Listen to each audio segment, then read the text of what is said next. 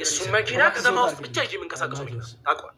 እኔ ሰርቼ መለወጥ የምፈልግ አንድ ተራ ምንም ስለማታመጣ አጥፍቼ መለወጥ ማለት ከኔ በስተጀርባ አንተና የመሳሰሉ ከኔ ቀይረ ለሰጠው ሰው ለራሱ አሁን እየደረስኩበት ስለሆነ አስፈላጊ የሆነውን ማስረጃ እስካሁን ማልነካ እሰጥሃለሁ እና እስካሁን ማልነካ ታውቀው